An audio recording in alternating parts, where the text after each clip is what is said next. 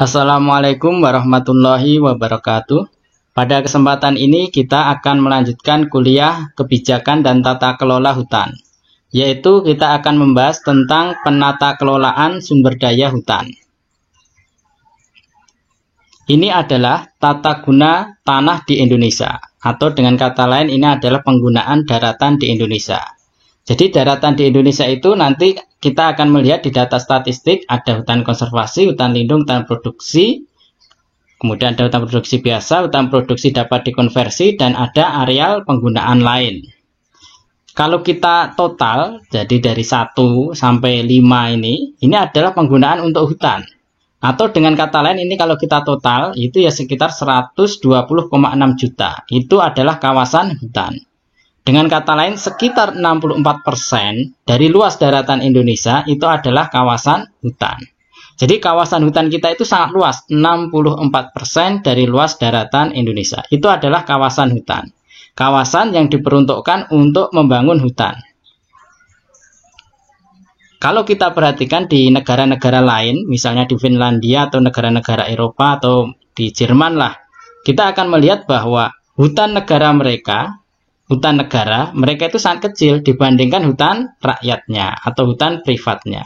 Kita sebaliknya, hutan negara kita sangat luas, 120,6 juta hektar. Sedangkan hutan rakyatnya itu sangat kecil. Jadi hutan rakyat adalah hutan yang dibangun oleh rakyat ya, dibangun oleh rakyat, atau hutan yang ditanam oleh rakyat di tanah miliknya sendiri. Kalau kita mungkin di pedesaan, kita bisa melihat ada orang punya kebun, kemudian ditanami pohon, maka itu adalah menjadi hutan rakyat atau hutan milik. Sedangkan kalau kita misalnya melihat HTI, HPH, itu kan tanahnya kan tanah negara ya, hutan itu berada di tanah negara, maka itu disebut sebagai hutan negara. Kalau kita bandingkan hutan negara dengan hutan rakyat, itu maka sangat lebih luas itu hutan negara kalau di Indonesia.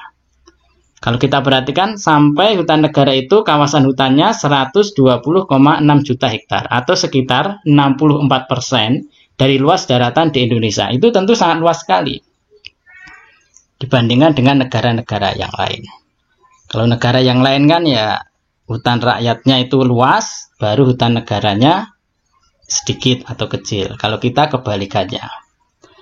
Maka karena hutan kita yang sebagian besar tadi adalah hutan negara seperti HPH, HTI itu kan hutan negara ya. Hutan negara itu merupakan bagian dari sumber daya bersama atau kita istilahkan sebagai common pool resources. Ini adalah hutan ya, hutan negara tadi termasuk sumber daya bersama. Kenapa kita mengidentifikasinya sebagai sumber daya bersama? Apa pentingnya? Yaitu nanti karena nanti untuk pengelolaannya kan tentu berbeda. Mengelola yang sumber daya yang milik privat, milik pribadi, dengan mengelola sumber daya yang milik bersama tadi, atau milik negara tadi, kan tentu berbeda cara pengelolaannya. Selanjutnya kita akan melihat kontribusi kehutanan terhadap produk domestik bruto, atau PDB ya. Jadi kalau kita melihat data ini adalah sektor, ada tanaman pangan, perkebunan, peternakan, kehutanan, perikanan.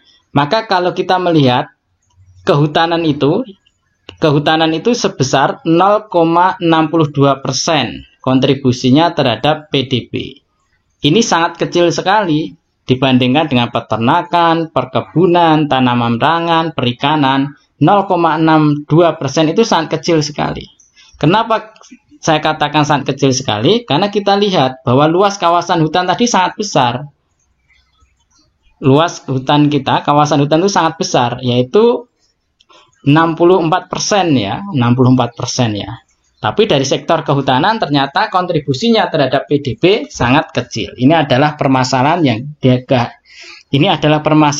yang dihadapi oleh sektor kehutanan. Jadi kontribusinya terhadap PDB itu ya kurang dari 1% ya, sangat kecil sekali. Kemudian kita lihat perkembangan bisnis hutan alam atau hutan negara tadi ya. Jadi ini adalah data dari misalnya dari tahun 1998 sampai 2014. Kita melihat bahwa tren dari jumlah perusahaan di bisnis kehutanan itu terus menurun. Luas areal izinnya juga terus menurun. Produksi kayunya atau produksi lognya juga terus menurun. Artinya kita bisa melihat bahwa tren bisnis kehutanan pun juga terus menurun. Sehingga ya wajar ya kalau kontribusinya terhadap PDB tadi juga menurun. Data-data ini menunjukkan bahwa terjadi permasalahan di hutan kita. Banyak permasalahan di hutan kita. Kita bisa melihat dari tadi aja kawasannya kan luas ya, 64% dari luas daratan Indonesia. Tapi kontribusinya sangat kecil terhadap PDB. Kurang dari 1% atau hanya 0,6% tadi. Artinya memang terjadi permasalahan yang sangat besar di kehutanan kita. Sehingga tidak bisa kinerjanya secara optimal. Kemudian kita akan mengenal tentang karakteristik hutan di Indonesia. Jadi karakteristik hutan di Indonesia itu diproduksi oleh negara atau alam dan dapat dikonsumsi oleh siapa saja. Ini ya seperti saya katakan sumber daya bersama ya. Common pool tadi ya, ini adalah sumber daya bersama. Jadi hutan kita itu ya diproduksi oleh negara atau alam. Dengan kata lain, mayoritas hutan kita itu hutan alam, hutan negara. Itu milik negara, bukan milik privat. Nah, karena itu milik negara, bukan milik privat ya, hutan itu kan dianggap dapat dikonsumsi oleh siapapun. Jadi siapa saja kan? Siapa saja bisa mengkonsumsi. Kemudian kita juga melihat bahwa pada situasi kompetisi pengakuan hak-hak di hutan kita juga melihat bahwa terjadi kompetisi pengakuan hak-hak. Maka kita sering melihat bahwa suatu areal hutan kadang kan hampir setiap pihak mengaku miliknya. Ada perusahaan ini misalnya, perusahaan HTI dia mengaku, oh kawasan ini milik saya, ini suratnya. Kemudian ada perusahaan tambang juga mengaku, oh bukan, saya memiliki izin ini untuk pertambangan untuk daerah sini. Kemudian ada masyarakat situ juga mengaku, oh enggak, ini adalah lahan adat atau lahan desa kami. Kami sudah berada di sini secara turun-menurun. Ini adalah hak milik kami. Nah, itulah. Maka kita melihat bahwa karakteristik hutan di Indonesia itu diantaranya adalah pada situasi kompetisi. Kompetisi pengakuan hak-hak. Saling mengaku bahwa itu adalah haknya. Ya ini ya karena kita lihat tadi bahwa karena ya memang hutan kita hutan negara. Berbeda kalau hutan privat ya, hutan milik ya. Kalau kita lihat di desa-desa itu orang yang memiliki hutan kan nggak ada yang saling mengaku kan, karena itu ya memang hutan milik. Tidak ada orang yang tiba-tiba datang mengaku bahwa oh ini misalnya di Jawa Tengah gitu ya, Anda punya kebun, kemudian Anda punya sertifikat tanahnya, kemudian Anda bangun hutan sengon. Maka tidak akan ada kan pihak yang tiba-tiba datang, oh ini adalah tanahku, dan lain sebagainya. Tidak ada. Karena itu memang hutan privat yang Anda bangun. Tapi karena kita hutan negara, ini adalah sumber daya bersama tadi, maka kita akan melihat banyak kompetisi pengakuan hak-hak. Kemudian kita juga akan melihat bahwa pelibatan swasta pada situasi minimnya akses publik untuk mengawasinya. Karena kita lihat bahwa kawasan hutan kita tadi sangat luas ya, hampir 64% dari daratan di Indonesia ya, itu adalah kawasan hutan. Saya kira pemerintah pun untuk mengelola itu semua secara mandiri, tentu SDM-nya juga kurang. Sumber daya manusianya ataupun modalnya juga kurang. Maka kita bisa melihat bahwa pelibatan swasta sangat banyak. Misalnya HTI, HPH, perusahaan-perusahaan itu dilibatkan untuk membangun hutan tersebut. Diberi izin untuk membangun hutan tersebut, mengusahakan hutan tersebut. Tetapi di satu sisi, ya, publik itu kita susah mengawasinya. Dalam arti, kalau kita tadi kan hutan kan milik negara, kan itu adalah ya bisa kita katakan karena milik negara, milik semua rakyat Indonesia kan. Tapi kita bisa melihat bahwa tidak setiap rakyat Indonesia itu bisa mengakses bebas. Dalam arti mengawasi swasta itu kan tidak bebas juga kan. Kita kan hampir nggak tahu kan, misalnya satu perusahaan itu memiliki izin di mana, lokasinya berapa luas dan lain sebagainya. Kita kan nggak tahu kan, hutan itu dibagikan ke PT mana aja, kemudian luasannya berapa aja, kinerjanya bagaimana, kita nggak tahu untuk itu. Kemudian kita akan melihat bahwa hak akses masyarakat miskin tidak terjamin. Jadi kita bisa melihat bahwa dalam pengelolaan hutan tersebut seringkali masyarakat miskin di sekitar hutan itu hak-haknya terabaikan. Terkadang masyarakat miskin atau masyarakat yang tinggal di dalam hutan itu mereka sudah tinggal di situ bertahun-tahun, berturun-turun, turun-temurun ya dari leluhur mereka. Tahu-tahu mungkin hutannya itu diberikan ke pihak swasta, ke perusahaan untuk dibangun HTI lah misalnya. Maka kita bisa melihat terkadang masyarakat miskin di situ itu tidak diperhatikan. Kemudian kita pun juga melihat bahwa hutan kita itu warisan kolonial dan pasca kolonial. Jadi memang hutan kita sebagian ya misalnya di hutan jati lah di Jawa ya, itu kan kita lihat itu warisan kolonial atau Belanda. Dan juga ada hutan kita saat ini pasca kolonial juga, artinya di awal-awal kemerdekaan misalnya di masa Orde Baru lah misalnya. Pada masa Orde Baru itu kan banyak perusahaan diberikan izin untuk mengeksploitasi hutan alam kita, baik di Kalimantan maupun di Sumatera maupun di Papua. Mengeksploitasi sebesar-besarnya, ya salah satunya untuk biaya pembangunan pada masa Orde Baru. Maka hari ini ya hutan kita itu ya warisan itu tadi, dalam arti ya ada warisan Belanda, mungkin hutan jati, kemudian hutan pinus juga biasanya di Pulau Jawa, atau bisa jadi juga pasca kolonial. Selanjutnya kita akan membahas tentang kelembagaan dan karakteristik sumber daya alam.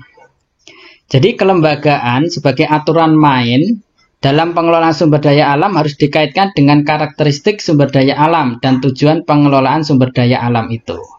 Jadi kalau kita ingin membangun kelembagaan atau katakanlah ingin membuat aturan main, peraturan terkait hutan misalnya atau sumber daya alam, maka kita harus melihat dulu karakteristik sumber daya alamnya seperti apa, atau karakteristik hutannya itu seperti apa, kemudian tujuan pengelolaan hutan itu apa.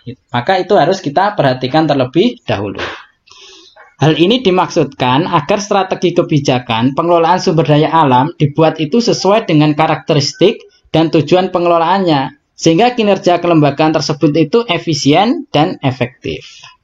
Maka pengenalan karakteristik dan klasifikasi sumber daya alam menjadi penting untuk diketahui agar dapat dibuat kelembagaan pengelolaan yang tepat. Maka di kuliah ini kita akan mengenal apa? Karakteristik sumber daya alam. Jadi karakteristik sumber daya alam itu seperti apa sih? Nah, nanti kan ada karakteristik sumber daya alam atau karakteristik barang, yang itu barang privat, kemudian ada namanya barang publik, kemudian ada barang milik bersama. Nah, kita harus mengenali itu semua. Karena apa? Kalau kita mengenali itu semua, maka nanti untuk membuat aturan itu atau membuat aturan main dalam pengelolaan sumber daya alam itu akan lebih mudah. Tentu sumber daya alam yang bersifat privat, milik pribadi, milik orang per orang, tentu pengaturannya berbeda dengan barang yang milik negara atau barang yang milik bersama atau sumber daya alam yang milik bersama, tentu pengaturannya berbeda. Maka disitulah kita pentingnya mengenal karakteristik dari sumber daya alam itu. Ya, ini adalah karakteristik dari sumber daya alam. Jadi di sini ada excludable. Excludable itu kita bisa membatasi siapa saja yang bisa memanfaatkan sumber daya pribadi tersebut. Jadi kalau kita misalnya punya lahan lah, kita punya tanah, kan kita bisa membatasi kan siapa aja yang boleh masuk ke tanah kita. Misalnya kita beri pagar lah misalnya, itu kan kita bisa membatasinya.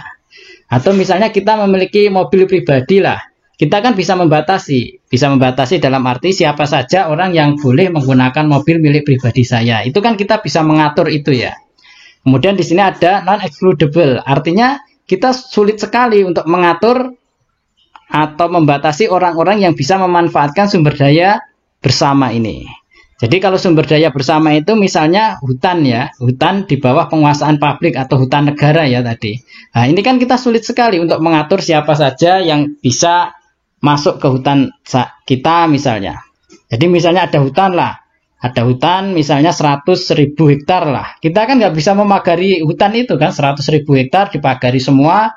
Kemudian atau mungkin diawasi dengan CCTV sehingga nanti yang masuk bisa terdeteksi dan lain sebagainya, kan susah. Jadi itulah sumber daya bersama, itu susah. Termasuk yang di bawah ini juga sama, sumber daya publik ini juga sama, seperti udara bebas, sinar matahari, kan ini adalah non-excludable. Artinya apa? Kita tidak bisa mengatur, tidak bisa membatasi siapa saja yang akan mengambil sumber daya ini. Misalnya oksigen gitulah. Kita kan nggak bisa mengatur kan, oh oksigen ini yang boleh menghirup ada yang suku ini aja, yang suku ini nggak boleh, atau orang dengan umur sekian nggak boleh menghirup oksigen ini, yang umur sekian boleh.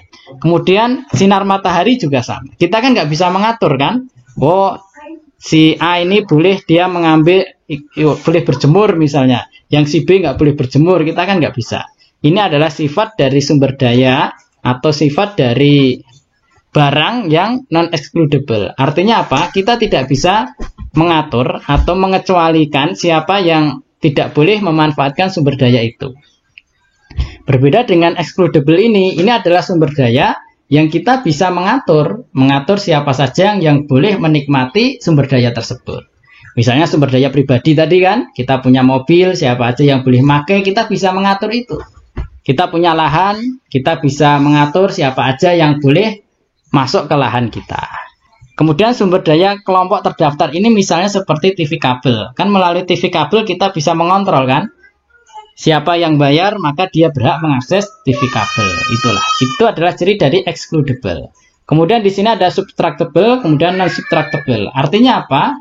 Kalau di sini itu subtractable itu kalau sumber daya alam ini dimanfaatkan oleh satu orang, maka nanti nilai manfaat dari orang lain akan berkurang. Sebaliknya, kalau yang kedua ini non-subtractable, bahwa pemanfaatan sumber daya alam oleh orang lain itu tidak akan mengurangi dari manfaat sumber daya alam itu. Misalnya di sini ada TV kabel ya, TV kabel lah misalnya. Kalau saya juga berlangganan, kemudian Anda juga berlangganan TV kabel, kan ketika saya menonton TV kabel tersebut, channel tertentu lah misalnya, maka kan Anda tetap masih bisa memutar channel yang sama dengan saya kan. Artinya kalau saya memutar channel tersebut, Anda masih bisa menikmati channel tersebut menggunakan TV yang lain. Itu. Atau misalnya oksigen. Ini yang barang sumber daya publik ini ya, oksigen. Ketika saya menghirup oksigen, ya pasti kan Anda tetap masih bisa menghirup oksigen kan. Bukan berarti kalau saya menghirup oksigen kemudian Anda, jangan dihirup banyak-banyak nanti saya kekurangan oksigen, kan enggak. Artinya ketika saya mengkonsumsi itu, maka orang lain itu tidak akan berkurang jatahnya. Seperti sinar matahari lah ya. Kalau saya berjemur, kan saya tidak mengurangi jatah orang lain ya. Tidak mengurangi jatah dari sinar matahari orang lain. Itu adalah non-subtractable. Tapi kalau subtractable tadi, bahwa konsumsi seseorang itu akan mengurangi hak orang lain. Misalnya hutan tadi ya, hutan itu kan ya subtractable kan. Kalau hutan itu sudah diizinkan kepada saya untuk mengelola, kemudian saya panen kayunya misalnya ya, maka kan orang lain itu kan akan berkurang haknya. Misalnya kalau kayunya saya tebang, nah kan bisa jadi kan nanti pemandangan indah orang lain sudah nggak bisa menikmati. Kalau kayunya sudah saya ambil, orang lain sudah nggak bisa mengambil kayunya. Itulah non-excludable.